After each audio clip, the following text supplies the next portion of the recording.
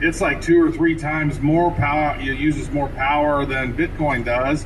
And then once they print a whole lot of it, then they use a lot of that to make all these war machines, and then they go bomb people. So I don't know if that's good for the environment where they're being bombed. Like if you're like, oh my God, they're coming to bomb me. This is not good for my environment. I don't know. He's not an expert. He's brilliant. And I think he's going to go down in history as a pioneer. The stuff he's doing is super cool. But when he's talking about this is all showboating. It's all gaslighting. There's no real purpose to it. And people buying and selling on it are just playing along with the game. The story here in Crypto Potato, our new favorite Can I say one thing to Elon Musk, though? Sure. Tell him. How about you make these fucking cars and you make your space rockets and you shut up about crypto and just let it go, bro. Just let it go. This message to Elon Musk brought to you by Travis Wright of the Bad Crypto. Eat a bag of dicks. Bitcoin did spike. It did go up to its 26-day average, I suppose, above 41,000. And there's been a lot of retracing and stalling in some of the altcoins. And I don't know. We've seen Bitcoin go as low as about 31,000, and it was at about 35 or 36 when Elon tweeted, sending it up to 49. We've seen it hit 41,375. Are the bulls in charge? Are the bears in charge? I am going to stand by the same thing I've been saying for ever since we came off the high of 64,000, is that this bull run is just starting. That's what I believe. This is not financial advice, just my own personal belief. Yeah, I put out a tweet yesterday from a meme that I found, which was pretty accurate. So in April, $40,000. It has that guy, the black dude, and he's all smiling. He's like, yeah. And then it's like May. Oh, it was April 14th, and it was like Bitcoin 40,000. Yeah. May 14th, Bitcoin 40,000. Oh. June 14th, Bitcoin 40,000. Yeah. It's like, here it is, man. It stayed 40,000. Like, is this the place where it's chilling? You know, it's just kind of going back and forth at 40,000, up to 30,000, 40,000. How long are we going to be hanging out in this little capitulation area? Are we going to have some breakouts? Breaking out above 40,000, that was a good sign, because I know that a lot of those chart folks were saying that 37.5 is the number we want to try to stay over. So I did the math, and 41,000 is higher than 37. You know, if it's just a matter of time before the next everywhere, and it's really just a matter of time before something comes out that is big news, that it's probably going to move Bitcoin forward. Here's another piece of news that would indicate that as well. Keep your eyes on the whales. Over the last 25 days, according to Crypto Potato, whales purchased 90,000 Bitcoin, meaning they own almost 50% of all of the Bitcoin that is in circulation now. Oh my, that's a lot. So the whales control the Bitcoins. Like, look at that. And so now you start seeing bigger, you see like Michael Saylor coming in with MicroStrategies and buying more Bitcoin, and Elon Musk bought a lot of Bitcoin. Now that right there is a really, really interesting thing. Now, we've heard what was it? We had the Blue Wizard come on, and he was talking about there's going to be a time where the price goes and they all come in and buy it, and now you've lost all your Bitcoins. Whales own almost 50% of the Bitcoins. That's something I need to sit and think about, that, because, like, what is the implications? They got lots of money. It's a lot of control, and it looks like, according to this article and the data that comes from Santiment, not Santa Claus, Santiment, they track behavioral analysis. In order to be a whale, you have to own at least 100 Bitcoin. So the chart here shows Bitcoin holders with 100 to 10,000 coins. I mean, if 100 is a whale, then 10,000 Bitcoin is like a mega super ultra whale, right? With like multiple humps. Like, it's right. Like, I got my Humpty Humps. Yeah, I haven't fully processed this, thinking that 50% of the folks at any time, like if the whales all decided to coordinate, right, and just do the same thing at the same time, then that could be they're able to move the market whenever they want. But that's just something to me that just says, whoa. Would you like a moment to process? I'll process. Everybody, we're going to give Travis just a moment here and go. Beep, boop, beep, boop, boop, boop, boop, boop, boop. Okay. Wow, I think you just shorted out. One person who's been extremely consistent about Bitcoin is our friend Tim Draper. And once again, he has stuck with this prediction that by the end of 2022, Bitcoin's value would reach $250,000 and that it would be the core of all financial activities for the next 20 to 30 years. So, what, you need to go ahead and get your crypto processing payment solution set up, folks, because by the end of 2022, everybody will be accepting crypto. And he's been saying this, like he said 250,000 as the number for a very long time. And again, there's only 21 million of these things, and whales own over 10 million of them. And so that tells me, and then some of them are lost. And so the little guys, like maybe you're lucky enough to have a Bitcoin and a half, 5 Bitcoin, a half a Bitcoin, 0.1 Bitcoin. I think they said that in the future, if you had 0.01 Bitcoin, like you're going to be rich, depending on how far in the future. I don't know. You'll be a micro whale. Yeah. Maybe just, stack some sats. I'm not going to tell you what to do, but you're listening to a crypto show. You might want to have some crypto. Little bitty baby whale. So I guess Tim also said this: Bitcoin will be the currency of choice. Bitcoin is not as easy to move around, but eventually it will be. Then you will have a choice. You will say, hey, do I want to pay the banks 2.5% to 4% every time I swipe my credit card? Or do I want a currency that's frictionless, open, transparent, global, and not tied to any political force? Do you want to take a moment to process that? Think about your answer, Travis? No, I want to take a moment to just imagine myself opening up my Blockfolio. And I go, oh my God, I'm Tim Draper. Wow. XRP, Ripple, is still in the news because the SEC is still investigating everything about them, and apparently they want 2 more months to prepare internal documents on Bitcoin, Ethereum, and XRP to determine that these are. But what do they want as far as Bitcoin and Ethereum are concerned? I know with Ripple they were trying to say that it was a unregistered security, but I don't know what they're looking at as far as Bitcoin is concerned. We need 2 more months for our government overreach.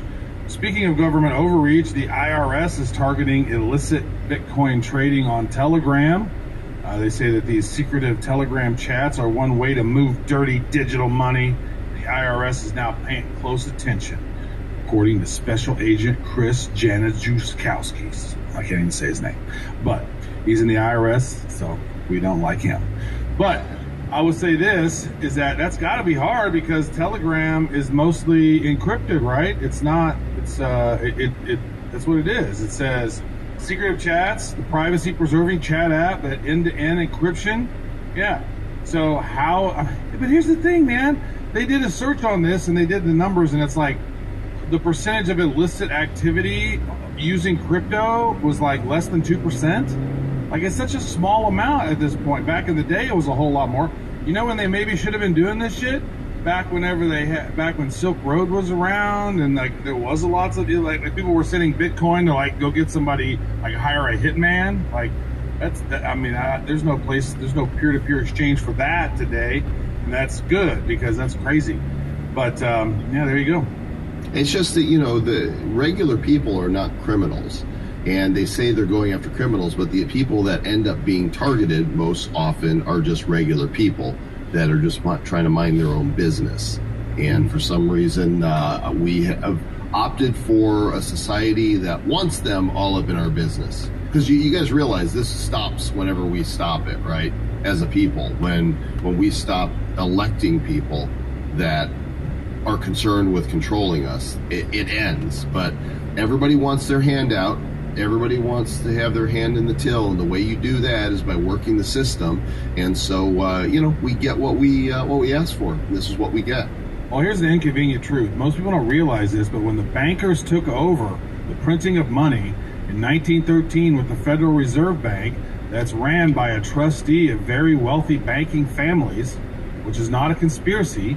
If you're listening to this show, you should know that that's the case. So what happens when you print the money, and then they created the IRS to tax the people, and then whenever the tax money is paid, that money doesn't go to the government. That money goes to the trustees of the Federal Reserve Bank to pay off the debts and the loans from the money that's been lended out. So what happens to these banking families that have all this money? Well, they go out and buy media companies. They go out and buy these. They pay a shit ton of money to sit on the board of a whole bunch of different companies. There's an international web that ties back to 1913 when these international bankers got into control, and they've been doing it now for 108 years. And you see it now. They got all the money. They got more money than they need. They got more money than God because they print it all the time, and trillions of dollars. And what? They pay off politicians. They can pay off anybody who's in any of the 3-letter agencies. I mean, if you think about it and you really dive in, you go, wow, that's actually a really valid point. I'm glad you talk about things that aren't just crypto, you guys, because there's some implications to some of this shit. And that's why we're living in a shitstorm right now. And it's all because of these wealthy bankers that control. It took 1,000 years to wrestle away power away from the king and the church. 2,000 years, or whatever, or however long. I think it's about 1,700 years from Rome, and then all the different, the church was there, the Catholic Church, and all the different royal families across the lands. And then in the 1700s, Mayor Amschel Rothschild was a goldsmith working with the King of France, and basically embezzled nearly $3 million worth of gold that was to be paid off to the soldiers of the French army. And he basically took that money and set up 5 banks across Europe. And that was when things started going crazy. That's when the power got taken away from the king and the church, and they went to the goldsmiths. Now the goldsmiths have been printing out money out of thin air for 108 years, and we're in a situation where they all need to go. And this commentary brought to you by Zerlord Travis Wright. There you go. That was not Zerlord. That was Travis speaking. Speaking of need to go, Maxine Waters is in the news. Apparently, there is a congressional working group on crypto. There was an announcement she made during a hearing on the central bank digital currencies. And so I feel good knowing that, one of the most corrupt representatives in the House of Representatives is forming a working group focused on cryptocurrencies. That should make you all feel really good. File under, how do these bozos get reelected? Very easy. These voting machines, and you notice like these assholes, they never get voted out. They never get voted out. How is that? I don't know. You're a conspiracy theorist, Travis. I tell you what. How dare you think for yourself and ask real questions? That just reeks of conspiracy. You know what? That's true. I'm a critical thinker, and so I think about things, and I have theories about stuff. Most people don't. Most people just go, okay, CNBC and NBC, CNN, tell me this, okay. And then they say, Alex Jones is bad. Look, whatever you think of the guy, good, bad, or indifferent, I don't know. But, we were right about this. And many people said they're going to come after him first, and they did. And they deplatformed him. And then they start coming after others. And they start picking them off one at a time and silencing them. So there is one narrative. I looked at Twitter just a moment. I'm not going to talk about what's trending here publicly on the show, but it is so obvious that they are pushing a single narrative that they want everybody to buy into, because they're eliminating voices to the contrary and pushing this narrative. But that's just a big conspiracy. There's no way that's happening. It is. I was actually watching actually posted a video. Actually, I think my Facebook is suspended right now. I posted a video last night from the inventor of the mRNA vaccine technology, and he was talking about how the the CDC and they knew about this, that the spike proteins of the mRNA vaccine technology can create what's called a cytokine storm in people who are getting these vaccines, and it's going to be a long play, maybe 18 to 24 months. But check that out, cytokine storm, CYTOKINE storm. And basically, what happens is your immune system starts attacking itself, and that's the guy who created, the inventor of the mRNA vaccine technology said this. And I posted this on Facebook, and now my Facebook is not there. But such is life. You can't talk about certain things. One of the things he actually said was they eliminate folks, they censor folks. That way those signals are not out there. That way people can't stumble upon them and go, oh, wow, that's an interesting perspective, and then come to a new realization or their own conclusion. They want to eliminate anybody who's saying anything against that mainstream narrative that they're presenting. You're just a conspiracy theorist. Yeah, you're just a conspiracy theorist. I think it's time to take off that tinfoil hat. Actually, it's a KC hat, but it's made of tinfoil. Actually, I saw there's a company that makes ball caps that are like tinfoil hats, but they're not tinfoil, but they protect you from 5G. Oh. And you can get some 5G protecting underwears as well. Oh, that's good. Hey, you got to protect the boys, you know. I think that's important. Well, last week we talked about El Salvador being the first country to say that Bitcoin will be legit currency that people have to accept at their stores. And now they're saying Bitcoin adoption is going to get help from the Central American Development Bank. The Central American Bank for Economic Integration is going to assist El Salvador with technical support. What is that, like the phone line they're going to create? Hey man, what do you need? Bitcoin support or something? Yeah, I lost my private keys. I can't locate them. Can you help me find my Bitcoin? I would say this.